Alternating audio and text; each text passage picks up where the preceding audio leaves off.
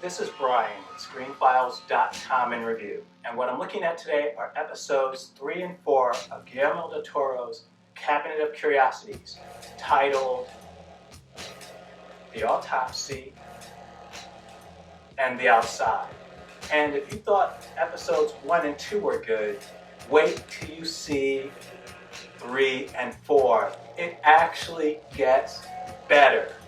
Now keep in mind, my issue with Lot 36, which was the first episode, was that it seemed to me to be talking about morality, but not fleshing it out, not making it relevant to the story itself. And it felt like an add-on that I didn't like. That tendency is remedied in the episode The Outside. But let's start with The Autopsy is based on a short story by Michael Shea, and it's directed by David Pryor, who directed The Empty Man.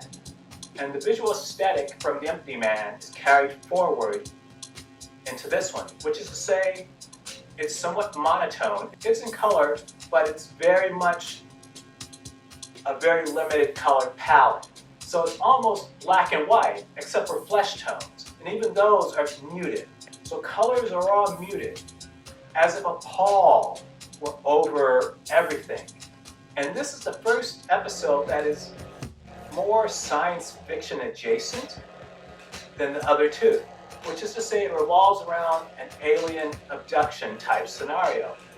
And is this episode great? Though I have to say that the way it's structured is a little confusing. It's not done badly, and as the episode progresses, you'll see that it's very deliberate. And the confusion that you have while watching it is the very same confusion that the police are having trying to interpret what's going on. It is a great episode. It stars Glenn Turman. If you recall Cooley High, he's one of the actors from that movie.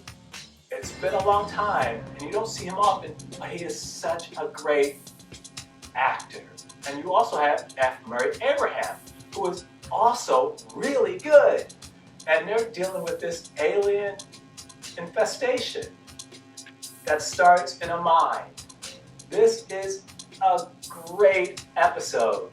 As I said, once you understand how the beginning fits in, it works perfectly. And the screen story is written by Dave Goyer, which put me on edge just a little bit, because Goyer can either destroy or create. He's not a middle-of-the-road type of person. He tends to either help things or ruin them. So, as you can imagine, I was a little worried going in, but it works really well. This is clever, and it's also one of the more violent things you're going to see, in the sense of how it's violent. It is not violent in the typical way that you're probably used to seeing violence. This one is hard to watch. It is awesome, but it is also hard to watch because there are some seriously fucked up practical effects in it. It is great, it's interesting. As per the other episodes of Cabinet of Curiosities, it's gorgeous to look at, but it is hard to watch. If you have someone you care about, watch it with them, just to get the reaction. Because this is an episode that you don't want to watch alone. Trust me, it is awesome. The next episode is called The Outside, directed by Anna Lily Armacourt.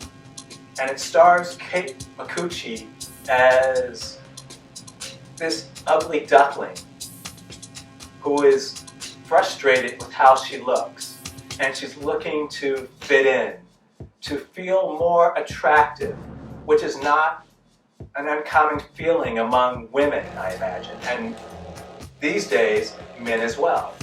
And this is an episode I love so much, because first off, it delves into body horror to an extent, which it's interestingly done, and the touch of Cronenberg just sends it over the top for me. Though also, it has a moral angle to it. It's telling a story that is very much a teaching moment. And it does it well, which is to say, you don't necessarily know it's happening.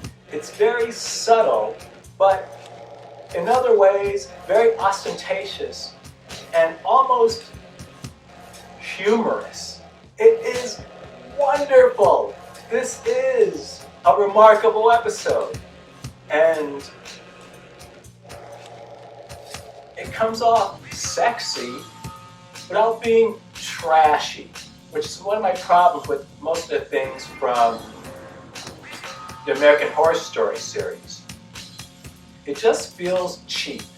This does not, though it's somewhat erotically charged and really interesting.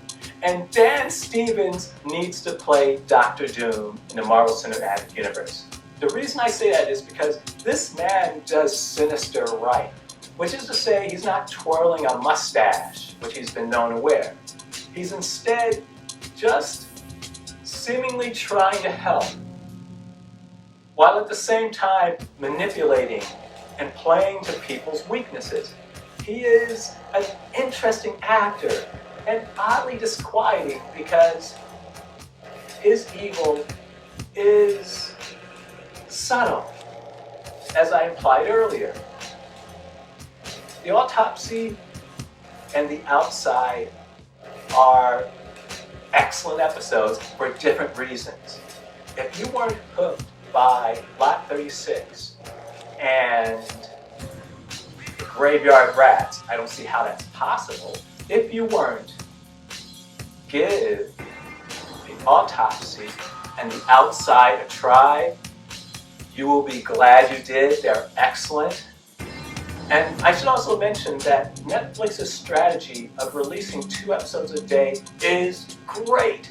I'm so happy to not be inundated with content, even content I like, because what this does is that it gives me a chance to digest what I'm seeing. And what I've been doing is actually watching these episodes numerous times.